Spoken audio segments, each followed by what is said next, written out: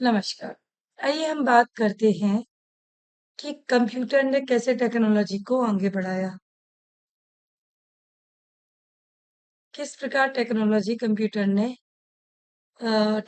के माध्यम से कंप्यूटर ने इम्प्रूवमेंट किया, आगे अपने विचारों को रखा।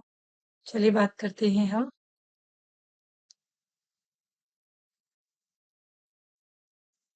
प्रकाशन कार्य। अगर हम प्रकाशन की बात करें मतलब पब्लिशिंग की बात करें, तो वर्तमान समय में कंप्यूटर का प्रयोग डीटीपी, डेस्कटॉप पब्लिशिंग के लिए बहुत आयत किया जा रहा है। डीटीपी के उपयोग से छपाई की गुणवत्ता में बहुत सुधार आया है। साथ ही चित्रों की छपाई में भी सहज कई उदाहरण लिए गए हैं जो पुस्तक में आप पढ़ रहे हैं।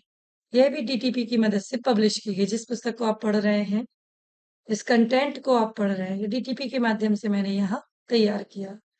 डीटीपी के प्रयोग में छपाई सुंदर और आकर्षक होती है, साथ ही गति भी बढ़ाती है।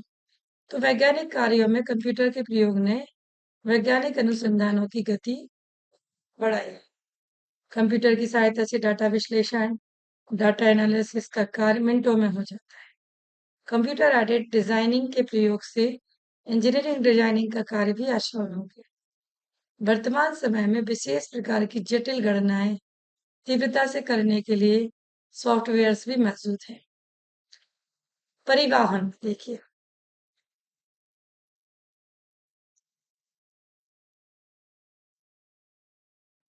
त्वरित परिवहन व्यवस्था को चलाए रखने में, जहाज पर माल लादने में, उतारने में, विमानों की उड़ान भरने में, उतरने में, वायु यातायात पे नजर रखने में, यातायात में जुड़े अन्य मसलों में भी कंप्यूटर का इस्तेमाल किया जाता है।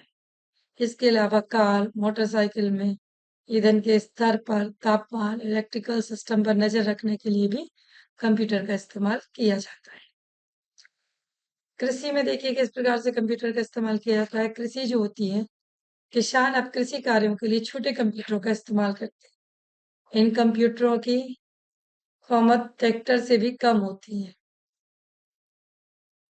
इन कंप्यूटरों की कीमत ट्रैक्टर से भी कम होती है। किसान इन कंप्यूटरों का इस्तेमाल करके फसल सूचना प्राप्त करता है।